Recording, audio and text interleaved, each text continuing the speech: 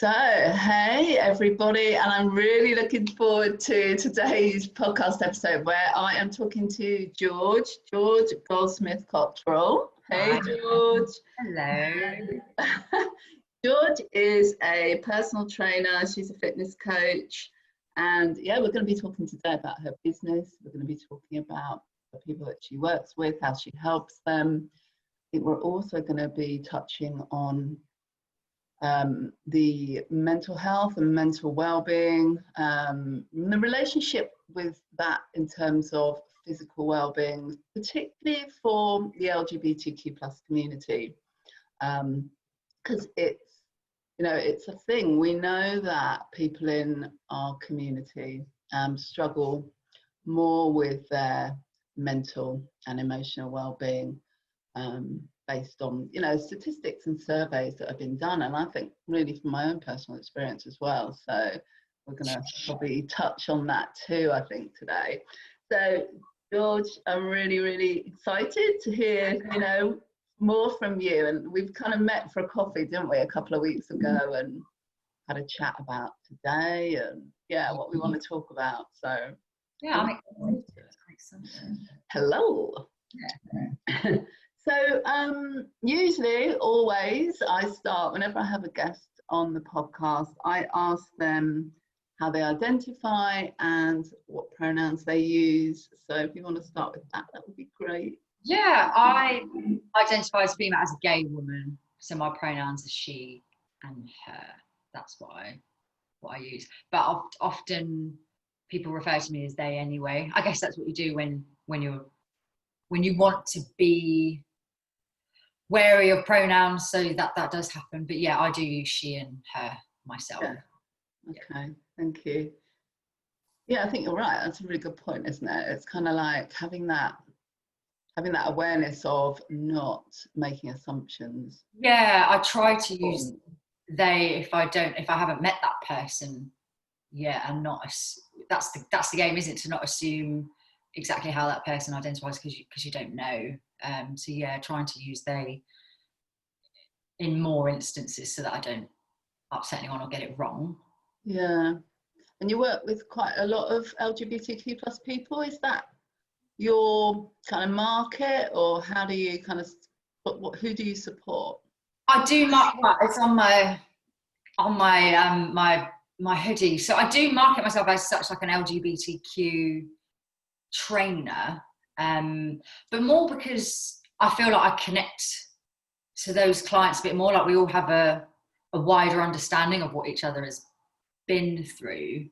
That's not to say that I wouldn't train someone that isn't LGBTQ if I think that I can help them and they come to me. I wouldn't be like, no, I can't help you. But I guess I just put that vibe out there that I'm here, I'm available as a personal trainer for that community, and then I tend to get those people in, which is what I want. That's kind of how it works, really.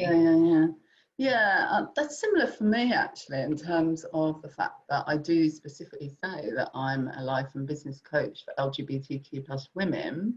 Yeah. But I've got women on my mailing list and women in my network who aren't LGBTQ, and they sometimes do ask me if I'll work with them.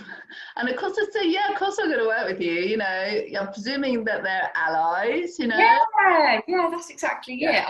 I do get the question every now and then, but I'm just like, if I think if we're a good match, then I by no means would turn that person away. Yeah. And I'm at risk. We said, we might end up going off on a tangent, didn't we, before we started? I'm at risk of doing that now, but my podcast that I've just made, it's about straight privilege. It really made me think about this collective, this need for us to come together. Yeah. Allies, LGBTQ plus people, all of us really, to create the change that we want to see. And I think it's so important that we don't exclude, but also know our niche, I suppose, and who we can help the most. I think that's about my business. Totally agree. Like, I don't think if all that we've been striving for is inclusion, why would we then want to exclude the hetero so, you know, that community, it just doesn't feel right within my values, you know. We all want to be in the same bracket, essentially. Sorry, my dog. I'm so sorry. There's someone at the bus. Go on, in bed. Is she a she? I can't remember. Yeah, Barbara, she's called. Barbara, that's we call her Barbs. There's someone's at the next door, flat door. I'm just gonna.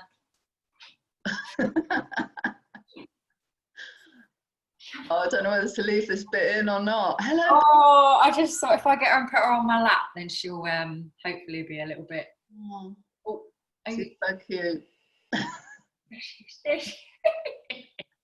And then hopefully she won't bark. Sorry. That's all right. You can't control the neighbour's doorbell going, unfortunately. No, fair enough. I'll let you off. Yeah, What were we saying? Talking about not excluding the hetero community as well, because obviously that's what we're all striving for, isn't it? It's all about living together and everyone being equal. So yeah, I know that some people can be wary. Maybe wary is a better word to say, but that's not me. I'm very pro everyone. Should all be, we'll be trying to treat each other as equals, you know. Yeah. I don't think there's any other way that we're going to make happen what it is that we all want to happen, really. Yeah. Great. Okay. So your business, your personal training fitness business. Yes. How did it get started? How did you kind of make that decision to? Because I don't think you've been doing it forever and ever. So how did you make that decision and how did you get started? I started training with a personal trainer about 9 years ago because I was really struggling with my mental health. So I had serious anxiety and depression that I would supplement with medication for. So I started training 9 years ago and I just got really into it, I was just totally sucked in, and it was great because obviously it was something that I could focus on, because historically I was quite a party person, lots of alcohol and recreational drugs, and obviously that wasn't helping my mental health. It's like a cycle, it always is, isn't it? And then I've been training for about, I don't know, 5 or 6 years, and then someone said to me about becoming a personal trainer, and I was just like, oh no, it's such a male dominated industry. I don't think, why would anyone want to train with me when they could, and my personal trainer was this huge guy. And I just had this in my head that no one would ever want to train with me. So I just didn't do it for years. And then I was working in a bank as an underwriter. It was the most soul destroying job I did it for 6 years, and I used to cry at my desk. And obviously that was very triggering for my mental health as well. And then I was like, you know what? I don't really want to do this anymore. And then decided to qualify. And then I juggled the two together for about 9 months until I was like, yeah, bye. I'm not doing this anymore. I'm not doing this shit job anymore. Yeah. No. But when I first started that job, I was like, oh, this is me. I'm going to be CEO of the bank in so many years. Like I'm really driven. I'd set kind of these goals, but it never works out like that. Especially since I was quite low in the bank. I'd set myself these goals anyway, even though I was like, after a few years, that's not an easy feat to do. So yeah, you just kind of get worn down by that corporate system and the politics and the 9 to 5. I used to say to my colleagues, I was like, there's something better, there's more to life than this. Like, this can't be what life is. And there were people in my office that were retiring and they'd been in that job for 50 years. And I was like, no, I cannot. Terrifying thought. No, I was like, I cannot do this. So yeah, and then this was born, and now I'm the happiest I've ever been in my life. So yeah. And how were you sort of like, was there an element of you thinking about that kind of why as well, that your contribution, if you like, or making a difference, or how it like sort of fitted with your values and those sorts of things, did they come into me wanting to decision? do it? Yeah, I just had serious self-doubt for years, that I just didn't think that I could be that successful.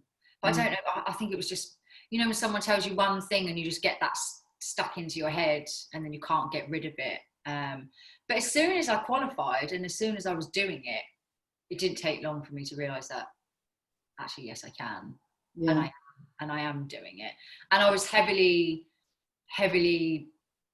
focused on the mental health side. And yeah, my why is more, my dad had serious mental health issues and he died in a facility. So that's always been a really big thing for me to try, and that's why I started training. I was like, I don't want to have this mental health issues hanging over me like my dad did his whole life. It dictated his life. So that's why I wanted to try and do something, and that's why I want to try and help other people, because you know, you can make your own changes and it can really affect your life. It doesn't always have to be the way that, you know, a lot of people accept this is how it is and this is my life and this is always going to be my life, and there are times when it feels like that, but I think we have more power and we can change more than we think we can. Does that make sense?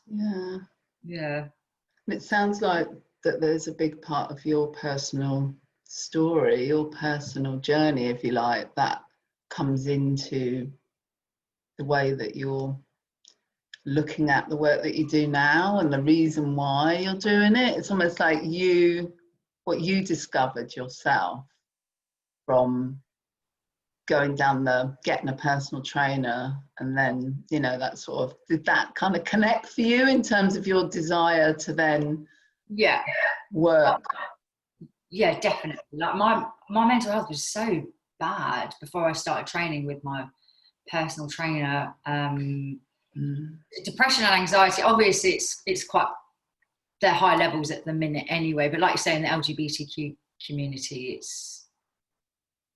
it's known, and I think it's trauma related. You know, being LGBTQ and coming out is quite traumatic as it is back in the day, I guess, and even still now, it's confusing for you to have feelings where you're like, oh, I don't really know what's going on, and that's still like a real, it's just messes with your head, really, doesn't it? So that's traumatic. And then all these other things that are happening, I don't know, like I really suffered, and then obviously recreational drugs makes it even worse. Even at the time, you feel like it's making it better.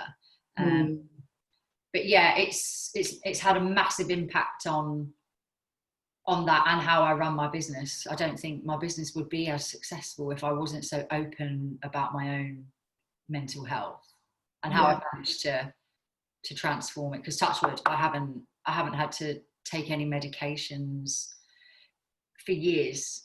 Obviously, you still have times where you feel not fantastic, or you feel like you're slipping into depression again, but I've never had to use medication since I've been making better choices with my diet and exercising and prioritizing on my health, basically. So I'm quite transparent about it, because I think that's what attracts clients to want to work with me, because generally a lot of people have been through this stuff and they're going through it alone a lot of the time. So yeah, I'm quite open about it. Well, I think that lived experience is so powerful. I think for the people that we want to help, for them to know that we're going to get it, you know, we're going to understand, and we're not going to have, you know, the exact same experiences, but there's a good chance that they're going to feel understood, and I think that helps them with them feeling able to open up to us, you know, and give them the space where they feel safe to do that. I think it's so important. And it's probably worth saying, because you just touched on it just now, that we are recording this podcast. In 2020, I don't know when people might be listening to this podcast, 5 years from now, who knows? Yeah. And we are, still in the thick of it in terms of COVID-19. Oh, I was waiting how long it would come up until we had to talk about it. Yeah, definitely. And I think it's really relevant, isn't it, in terms of our conversation that we're having today, that is touching on well-being and mental health. And I think, with the LGBTQ plus community, a lot of people are not connected in the same way, and the community can be such a big lifeline, can't it? I think it's scary how isolating or how isolated some people must still be even now. But it is saying that, like, the lockdown started to lift, but I think it's starting to come back down again. So the anxiety must be really high for some people, knowing that it's going to happen again. It's quite a hard time for isn't it? Like, it's just bonkers. We've just had another announcement, haven't we? Last week, wasn't it? That looks like it's heading towards much more strict lockdown rules and things. So you're right. I think it's gonna start. And it's a cold season, isn't it? So people are going to start getting snivels and feeling unwell, and it's going to be. We have to be very cautious. So even if you've just got a snivel or something, you're probably going to have to isolate. This is going to cause anxiety for people just in general, like having to, if you go somewhere, you're going to get a coffee, you've got to put your name down, and then what if you get contacted, you've got to self-isolate for 2 weeks, and then you're self-employed, oh no, I can't afford to self-isolate for 2 weeks, and I don't even have any symptoms. And it's just I don't know, it's quite an anxious time to just be in right now. So in terms of your business, so you do in-person training and coaching, and also online, and I guess the online part of it has probably really, I imagine, expanded because of the pandemic and lockdown and all of that stuff. It did. How's it kind of evolved and changed, and maybe even in the last sort of 6 months or so as well? So since lockdown, it's been very different. Luckily, so I'd already had an established online part of my business, so I didn't have to panic to get that up and running because of COVID. It was already there, Andy.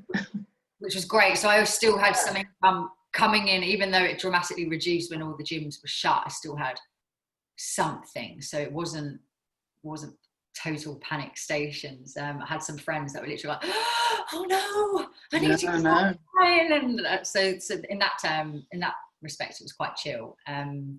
But it got busier. I managed to secure a contract with a corporate company, and I was running online classes with them for a time, which was really great, because obviously they were really focused on their clients' well-being.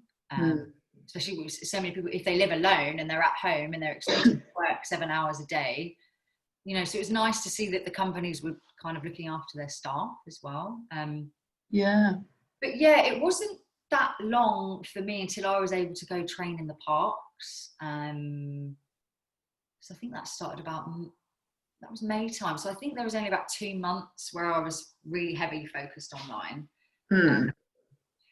And then I was just training outside. It's totally made me realise that you don't need a gym really at all. Like, it's just this. It's amazing how creative, I think we've been in so many different ways. Probably, I've bought a spin bike to have at home, because I love spinning. You're a minority. But no, I'm a minority, am I? Well, I love spinning. I love riding on my bike, but spin it very much depends, though, on the instructor, in my opinion. I've done a lot of spin classes with a lot of different people, and I'm very only like them and them. It's got to have the right music. It's got to, you know, but it's just sitting on a bike like boring, you know. Yeah, you need some charisma. You need someone to. Yeah, and like, got to have good tunes, you know. Not the same in terms of motivation. I'll definitely say that, you know. I think having obviously a personal trainer is much more motivational because you can I said to my friend, I do 20 minutes. I'm like, oh, it's boring. It's cool down now. I just get off. Yeah. You know, things like that. I'm like, oh, it's the abs bit. Oh, I'll just go and make a cup of tea. I think a personal trainer actually makes you. Exactly. We always prioritize what we're good at, and that's not necessarily just relevant in the gym. That's relevant in life. Like, if you're good at doing this, you're going to want to do that. If you're not so good at this, you'll put that down on your priority list, and you might not do it. So a PT helps you learn and grow in that area. Like for me, I used to hate lunges. I used to hate working legs in general. So if I went to gym on my own, I wouldn't do it until I had a PT, and they're like, no, you have to do this. And then you get good at it, and then you love it. It's like this. Yeah, it's a bit like social media in a way, like, you know, making videos and stuff, or whatever. You're kind of like, oh God, I don't want to make a video or a live on Facebook or whatever. The more you do it, you're like, kind of like, aren't you? You know, yeah, I used to this now. So hard making my first video. I was just like, oh my God, I can't even post that.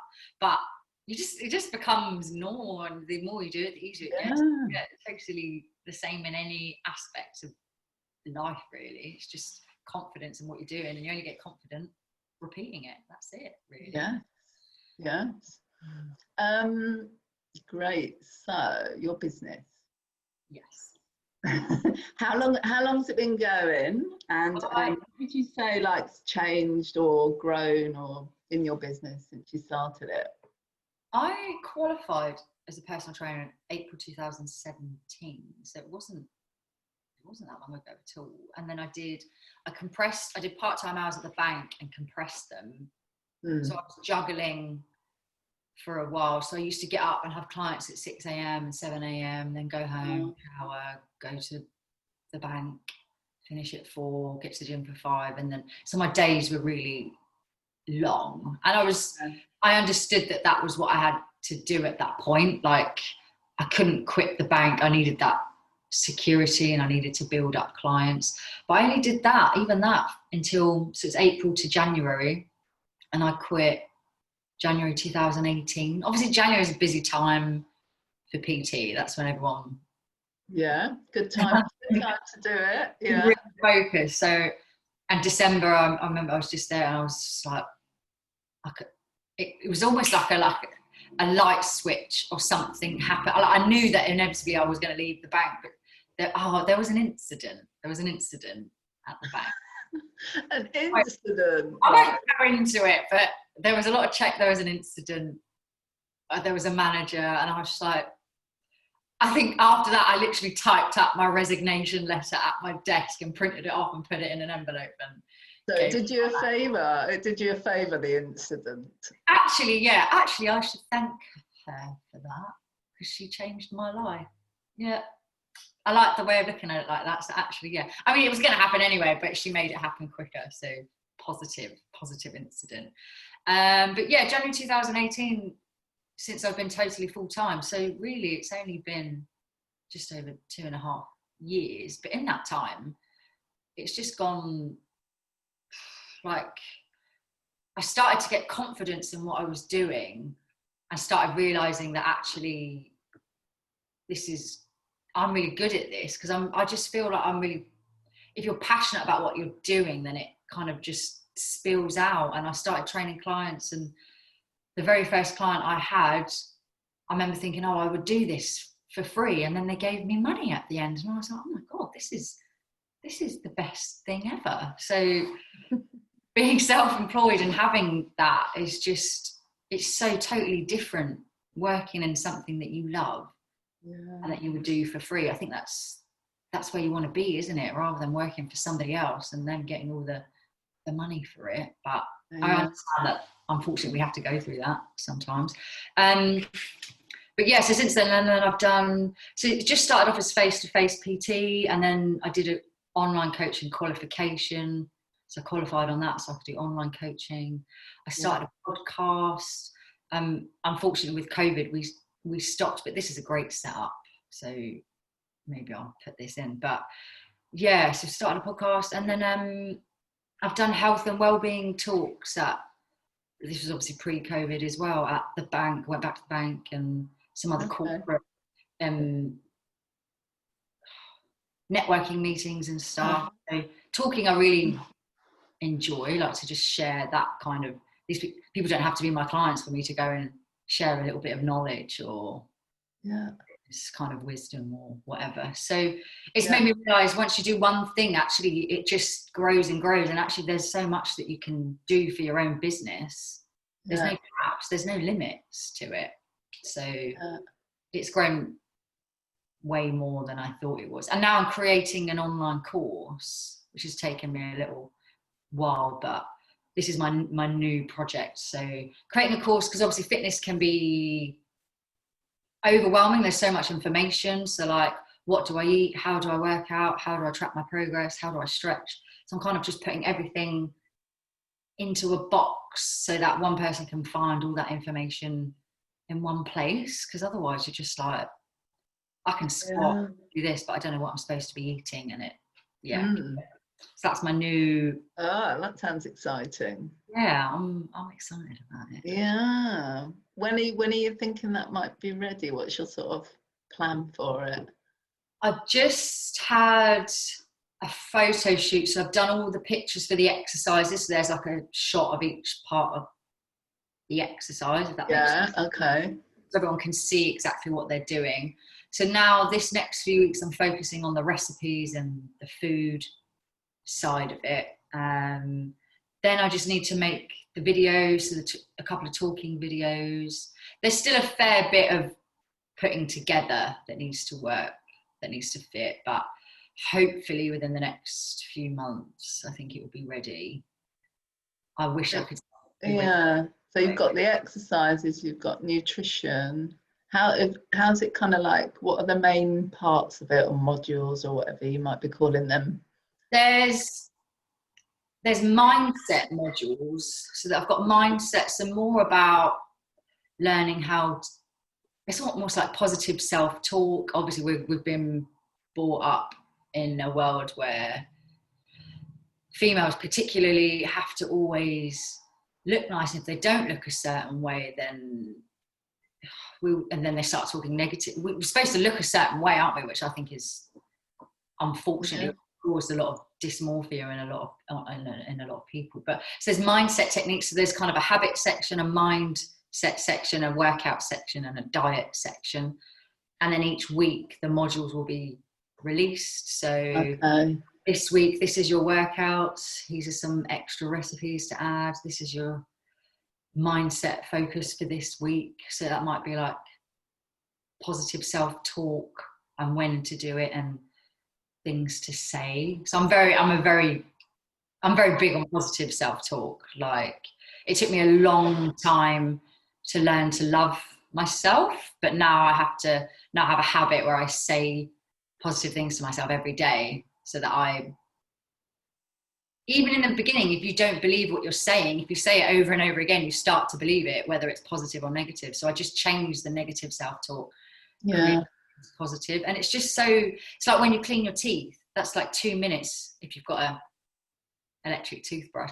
And that's 2 minutes that I spend just in my head saying nice things to myself, because I need to hear it. Otherwise you start feeling like, I'm not good enough, or I don't, do you know what I mean? It's just the intention, I think, isn't it? And I think it's really, I think the beginning of the day, personally, I think is a great time to do that sort of alignment, that alignment work with who you want to be, how do you want to show up, how do you want to feel about yourself, and there's different techniques, isn't there? And it sounds, it's a bit like affirmations, I suppose, isn't it? Yeah.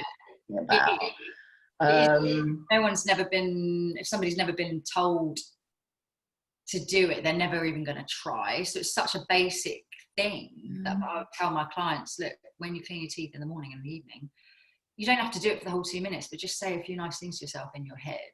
Yeah. And gratitude, I practice gratitude as well. So I thank my body or my legs or I thank my mind for my mental health, how it's been over the last and how it's coped. It's just small things, but having it written down on paper and following it through on a course means people actually will try it. And if it didn't work for them, then that's fine, at least they've tried it. But a lot of my clients that try it, they find it does work. Yeah, I love that. Yeah. So that's stuff like that in the course that I want to include, so it's not just about fitness and eating. Yeah, it's a more of a holistic approach. That sort of promote self-love. Don't love yourself. This is all you've got. This is it. You've got your mind and your body. And if you don't like it, you're not going to be very happy, I don't think, for your life. Because do you know what I mean?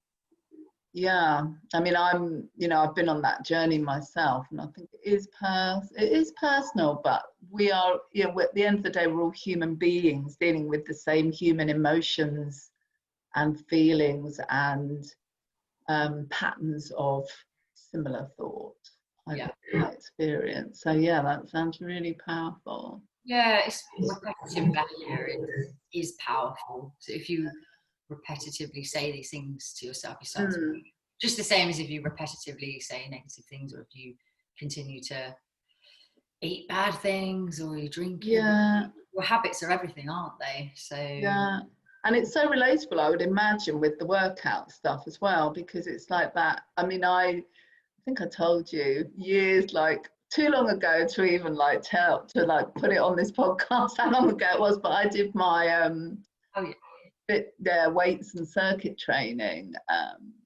qualification, and so I know a bit about the body and how it works and workouts and all that malarkey. And it's the sort of like, with the first time you do a squat or the first time you do a lunge, it feels so awkward and uncomfortable, doesn't it?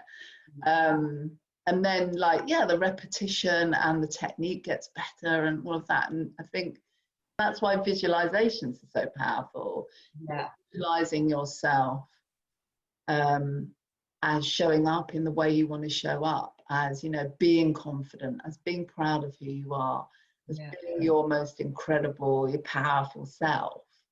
Because that is, if you can visualize it, then you can make that reality, if that makes sense. That's totally true. Like, we've been given, as human beings, like no other animal has a gift of imagination, I guess. So we visualize these things, and if you can visualize it, I think you can make it happen.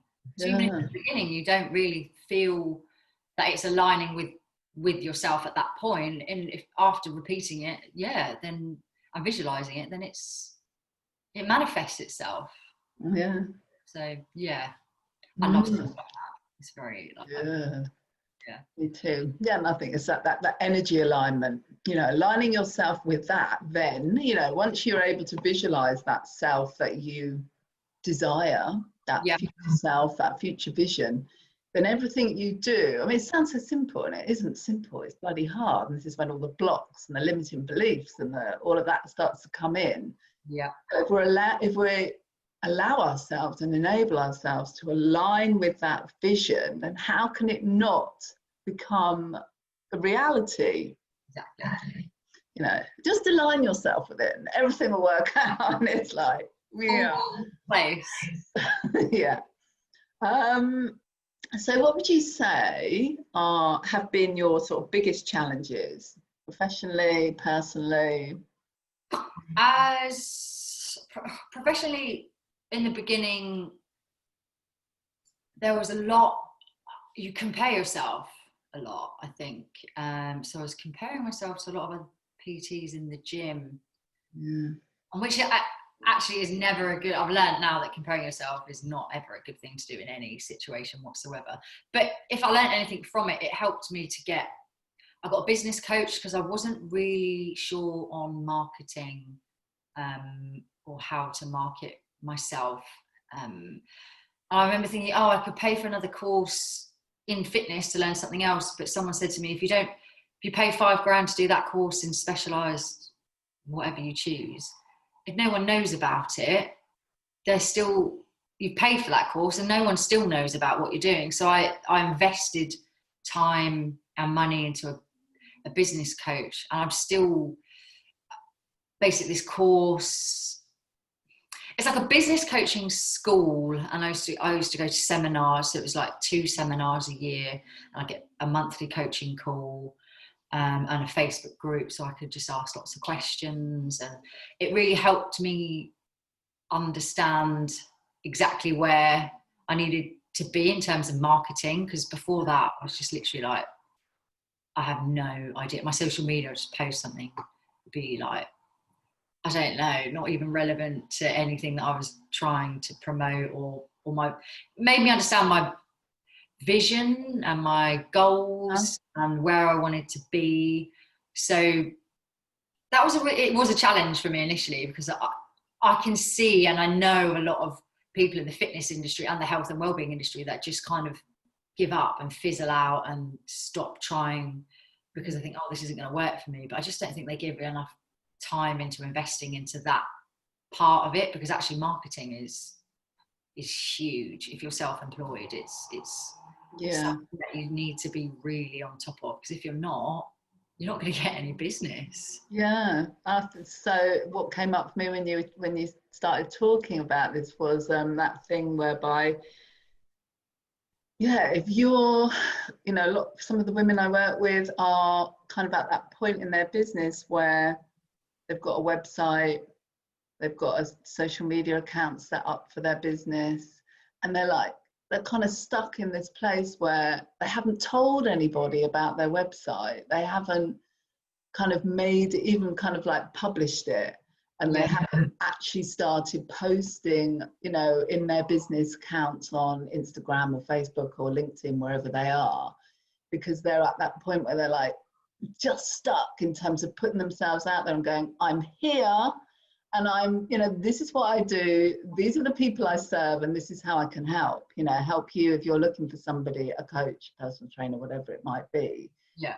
And it's exactly that thing sometimes that and I get it, it's scary, because at that point it feels like, and it's not true, but I think sometimes it feels like this is it.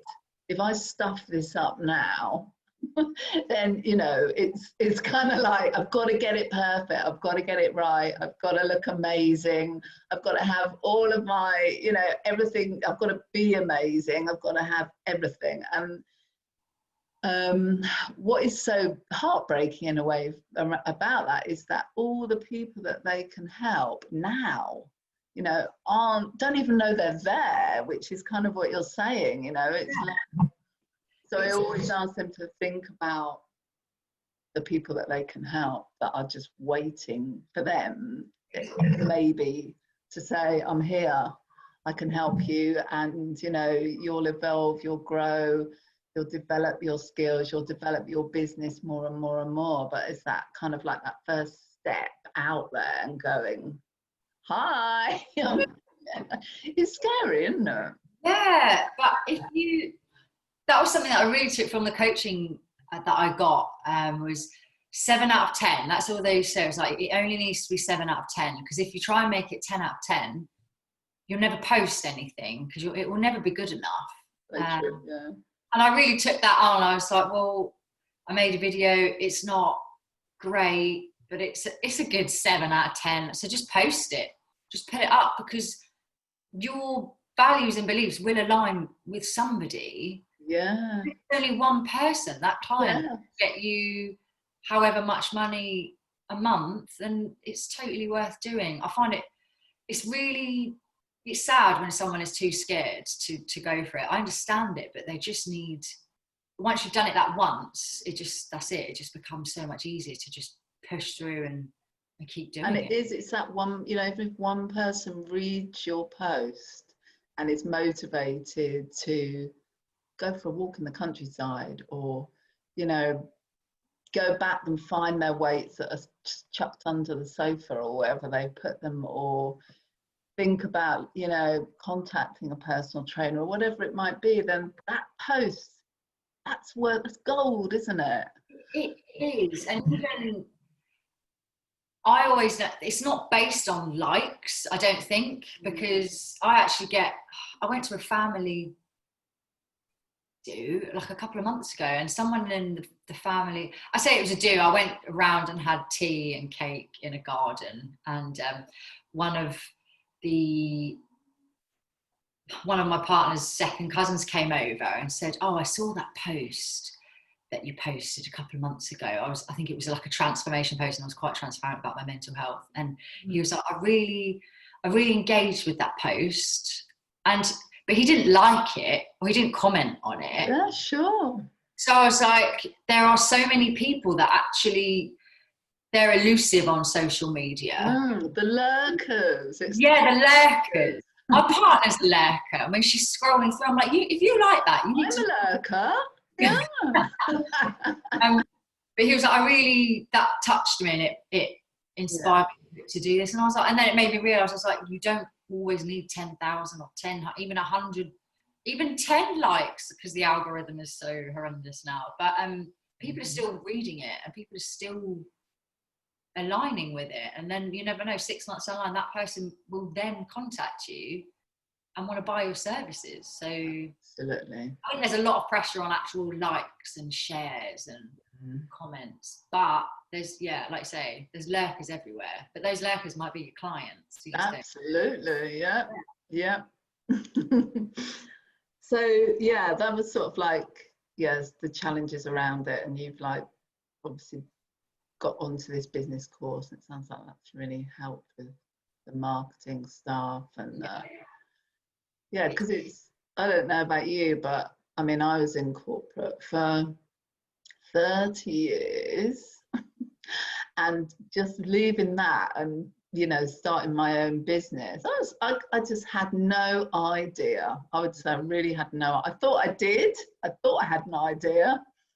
And it's not just the practical stuff, is it? The practical stuff's hard, but the whole working alone, I think, a lot of the time. And that's why I love things like I've just recently joined a mastermind group with George, actually. That's how we kind of like met a bit more. We knew each other on Instagram, didn't we? But and things like that, so important, I think. I would really recommend that to anybody out there that's not a member of other entrepreneurs, like groups, like We're All Women, aren't we? Small group of female entrepreneurs. Just can learn from each other, share your kind of challenges. It can be very solitary, and you can't. So in the beginning of lockdown, my partner was having management calls with the team, and I was like, oh, what? I need someone to motivate me, because obviously when you're self-employed, the Christmas party is very boring. On your own at the Christmas party. The mastermind, so me and another friend set up that group, and there's just five people, and it's good to talk about your challenges. And after that call, I actually then made a big list, and I was motivated by listening to what other people do and how they work. And it gives me a kick up the bum, because I'm like, oh, I could be doing more. And it's good. I really enjoy that. So finding friends that are in a similar boat to you is quite important, I think, when yourself. I totally. And celebrating, like, I think it is hard for other people to get it if they're not working for themselves. They say don't take advice from someone who doesn't own their own business, and I do totally get that, because when you're something's happening in a business and you're like, oh, and they're like, oh, you should do this, and you're like, well, I'll take that on board, but I don't know if I'll do it. I'll take it on board, but I'll completely bin it immediately. It's been noted. But they say if you're talking to someone who's run a business for years on end, then they probably know what they're talking about. But I guess you've got to be wary of who you're listening to. I think I spoke to a couple of my really good friends about my niche. So when I was niching down to specifically LGBT Yeah. Q plus women. And they were like, oh, sucking their teeth, you know, are you sure that's a good idea? Yeah, I know. Oh, it's a bit, you know, will you get enough people? Will there be enough, you know, clients for you and this kind of stuff? And their heart, of course, is, you know, they care about me, and they were like worried and thinking, is she mad? What's she doing? You know, and of course I did do it. I had a family member look at my website, and then they messaged me and they're like, I don't think you should market to LGBTQ plus only, because you're probably cutting out a lot of your market. And I was like, no, I'm attracting more of the market that I want, because they'll feel special. So someone will look at it and be like, oh, this person's LGBTQ plus specific, and that's me. I want to work with them. Do you know what I mean? It kind of filters out what you want. Yeah. It is. And make it really easy for them to find us. I think that is so powerful, you know. It's they know, like I said earlier, in a way they know that we're going to get them, you know, and it makes it easy for them to make the decision to work with us. That's how I see it. And I've been told that, you know, from women that have gone on the internet and looked for, you know, LGBTQ plus specific life coach or business coach. Makes it easier for them. Yeah, definitely. Yeah, cool. So your ideal client, do you want to say a bit about them? Yeah, my ideal client is, well, in the fitness industry, it tends to be more male, I would say like hetero male environment. So in terms of actual clients that I get, they tend to be female generally, but that's because that bracket don't feel comfortable in the gym environment. So generally 80 or even 90% of my clients are LGBTQ females, and then a very small percentage are males. But yeah, that's my ideal client. I just love working with anyone LGBTQ plus, because we have this mutual understanding as it is from the get-go. So you just know what that person's been through, or you know, a degree of what they've been through. And I just find that we just click a little bit more. But like I said previously, if someone came to me and I thought we would be a good fit and they weren't LGBTQ plus, I wouldn't say no. I wouldn't not work with that person. And how, in terms of the sorts of challenges that they bring to you, particularly people from the LGBTQ plus community, what sort of is it like a combination, how, in terms of how you work with them and the transformation that they're looking for, is it a combination of physical, mental stuff, or? Actually, it's probably a lot of my LGBTQ clients do seem to experience more mental health issues. But like what we were saying before, the statistics are that the LGBTQ plus community have a high level of mental health issues as it is. But it's nice for them to be forthcoming about it with me, and for them to be able to express what they've been diagnosed with or what medications they're on and how they're dealing with it now. But I do find that they tend to have like a lot. PTSD is quite a common thing actually for my clients. I've noticed like more over the last year and a half that's something that's quite prevalent there. But yeah, as a collective, as a whole, there's always a physical element. Like a client isn't going to go to a PT without some sort of physical need to get a bit healthier. But I find actually with my clients in that bracket that it's a mental thing. They want to feel better in their mind, and they want to feel less anxiety, less depression, and not be so tired and to do you know what I mean? It seems to be mental with a lot of them. Yeah. What would you say have been in terms of working for yourself, starting your business, growing your business and all of that, what would you say have been sort of like the surprises for you? What weren't you expecting? What wasn't I expecting? Yeah. I think I touched on this earlier, but I wasn't expecting it to grow as much as it did. And I wasn't expecting to feel as confident in what I was doing as quickly as I did, if that makes sense. Because I started with quite a self-doubting viewpoint, and then suddenly within a couple of months, it really changed. Like, I almost like shown myself what I was capable of. And suddenly I was listening to podcasts, like motivational speech podcasts, and this is all I tend to listen to now, even if I'm you love it. Yeah. I love motivation, and there's someone shouting at me telling me that I can do it, and I'm working out in the gym, I'm like, yes, and I like fist, but I don't really listen to music anymore. I'm just constantly listening to someone tell me I can do it, and then within a couple of months I'm just literally like, I can do whatever I want. I can, within reason. But with regards to my business, I just had this confidence shift. I was just surprised to suddenly be like, oh, actually, yeah, I can do this. And actually, I'm doing it really well. And there's loads more that I can do. And now I've got all these plans. And it's just, everything just aligns, doesn't it, with your confidence. Like if you know that you can do something, you feel that you can do it, then it just happens and it falls at your feet. But yeah, I wasn't expecting it. I wasn't expecting it to kind of grow that way. But I had to put, like I say, put in some effort and some work into my mind, into my mental health to get to that point, I guess. But boom. Yeah.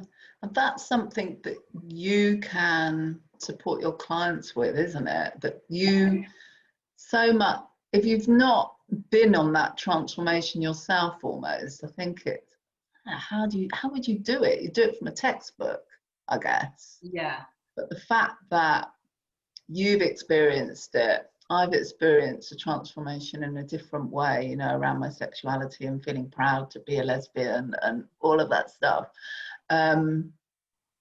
It's just so much deeper in terms of how you can, and the confidence that we have as well to support our clients with it, because we know it's absolutely possible. Yeah. If it's possible for us, it's possible for anyone. You should have seen us.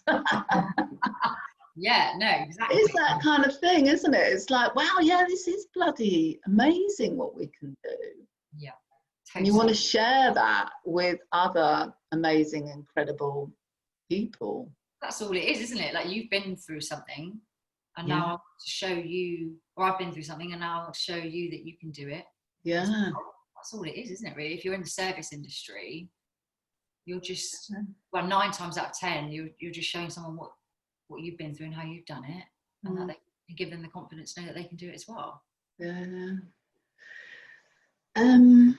So what gives you most joy about what you do? Seeing someone, so a client who comes to me and is quite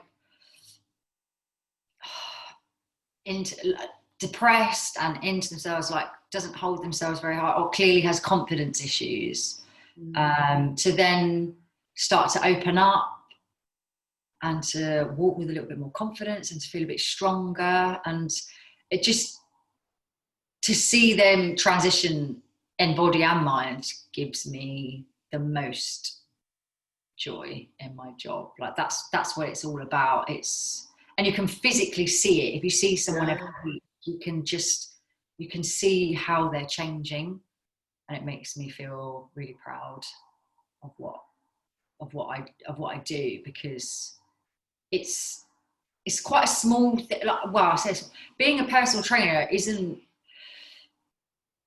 a lot of different things, because actually you're a counsellor, or you're this or you're that, and there's actually so many things happening in that 1 hour. It's not just a workout.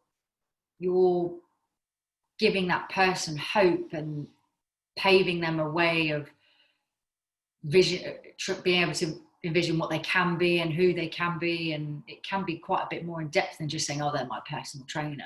I've become quite good friends with my clients, because it's hard not to, because you're so involved and you're so take it all on. But yeah, when I start seeing them change physically and mentally, it makes my tummy warm. Yeah. You know? So yeah, that's There's nothing like it. I mean, yeah, it's an honor as well, isn't it? I think, to be in that space with that person and they're trusting you, and that connection that you have is, because it's a big deal.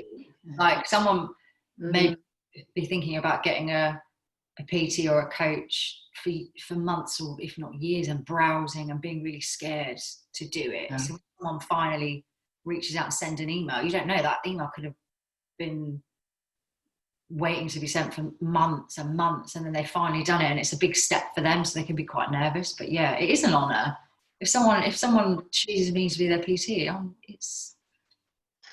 we should feel honored, really, because there's 1,000 million other life coaches and PTs and stuff out there. So nice. Yeah, wonderful. And yeah, what would you say have been your biggest successes so far? So more you can't again, adapting my business through COVID, I think, has been, because there was the first month where I was literally like, this is my business over? And it was going so well, and then suddenly it's just been pulled out from underneath you. But then to gain a bigger online market, and then to suddenly now be in a position to start creating this course, it's being adaptable, isn't it? And that's a success in itself, is being able to not just throw in the towel and be like, oh, this is my business, is done, it's gone, it's over. Whereas be like, no, this is not. And then actually it's built onto something even bigger. Yeah. I think COVID has been a massive impact on so many people, but for me, it's actually been good. It's made me realise what you can do and how you can do it. And then if something this huge happens again, which I'm not sure it could, but then you know that you're ready for it and you can deal with it, basically. Yeah. A quantifiable success. My clients are my success, I think. Like, so that just reverts back to the answers before. Like, I don't like putting success down to an amount of weight lost, because I'm not really just about weight loss. I think it's mental as well. But some of my clients, I do have a quantifiable. One of my clients who I've been training, who's one of my very first clients, so we've still been continuing training together for the last 3 years, and he's now training to become a personal trainer, which I actually define for me as quite a big success, because we've been on this, like, we're really good friends now, but we've been on this journey together, and now he's really unhappy in his job, and he's currently doing his course to become a PT. So actually, that, for me, that's like someone actually going through the whole thing, what I did. So that is one of my biggest successes, actually. Nice.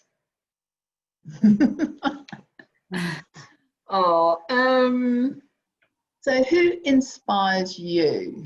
So you say you like listen to these inspirational, motivational people. I do.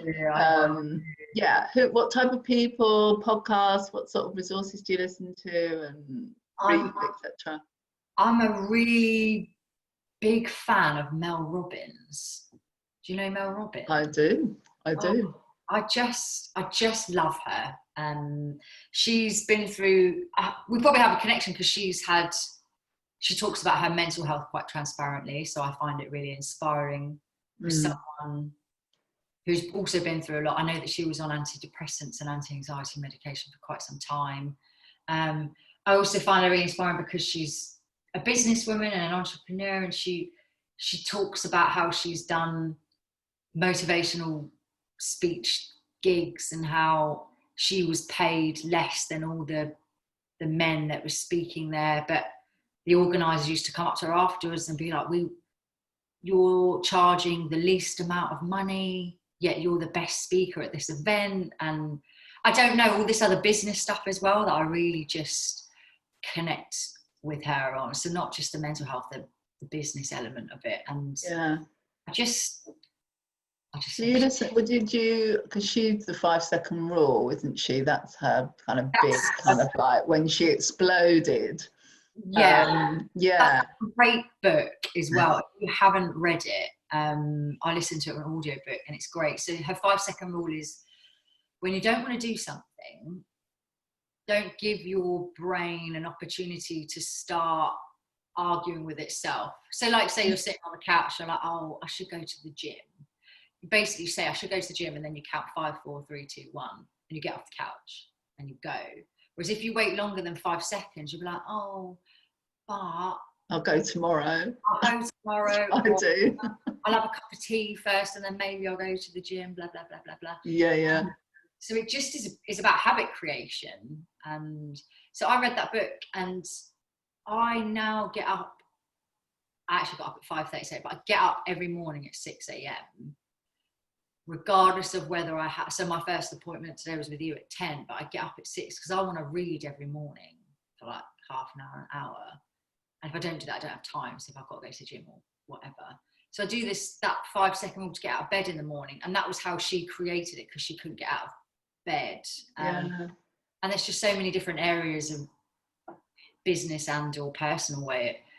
If you're at a networking event and you're like, oh, I should go and speak to that person because I've seen their social media or something. And they should count. If you don't count, then you'll be like, oh no, but what if they don't want to talk to me or blah, blah, blah. So yeah, it's I love it. I just love her. She's fantastic. She's got a good social media, lots of videos. And she has got a lot on YouTube, and there's lots of stuff, isn't there, available. So no, she is great. She is great. I agree. Anyone else? Anyone like about fitness people or none? Just you? Not just me. I'm very yourself. I'm very careful about the fitness industry. Can be quite a dangerous place, and it can be just very aesthetic only. Sure. But there is actually a lady that I find very inspiring. She's called Megan Rose Lane. That's her Instagram. And she used to be stuck in this aesthetic, like she was a personal trainer. You post pictures at this angle and that angle. And she's transitioned now. She's had some kids, and she is very much just about posting body positive pictures and posting pictures of cellulite and posting pictures of unflattering angles. And she's got a really great page. And so there's not a lot of fitness pages where I'm just like, that I don't align with very much, because I don't agree with a lot of it. I spent a lot of time unfollowing a lot of fitness pages, because actually it can be very damaging to yourself. You continually compare yourself to models that have been preparing for that photo shoot for 6 months, and then you look in the mirror and you're like, oh, I don't look like that, but you haven't been preparing for 6 months. You've got all the lights on you and the it's all so fake, really, isn't it? And every picture has got a filter on it, and it's just it's been edited, and we can't always be looking at ourselves. It's just unrealistic, isn't it? So I don't know a lot of fitness pages, and I'm like, oh yeah, I just try and but she's really good, Megan Rose. Okay, that's interesting. I might check her out. Though I can imagine though why it's not helpful to or inspiring if it's, and it sounds like it's probably completely against your values and the way you want your business to be anyway. So I've been in that position where I look in the mirror and I'm like, oh, I'm not good enough, or why don't I look like her, why don't I look like that person? or even like the male, because the male body physique I find really, I don't know, I look at that and I'm like, oh, I wish I looked like that sometimes. I look at it and I'm like, I can physically never look like that, and it's just unrealistic, and it can just make people feel bad about themselves, and comparison is the thief of joy, isn't it? So I don't like to compare myself to. Yeah, great. What are the next steps for you in your business? So you've got your course that you're working on. It sounds like it's going to be fantastic. What else is happening? I hope so. Well, that's the main project right now. It's the launching of the course, and obviously I need to figure out the best way to market it, like what we talked about before, because if you don't market properly, you might no one will be buying it. So once it's done though, so if you've got a project and you create something, once it's done, then you don't have to rush and getting it. You can just, it's there, and then you can market it properly.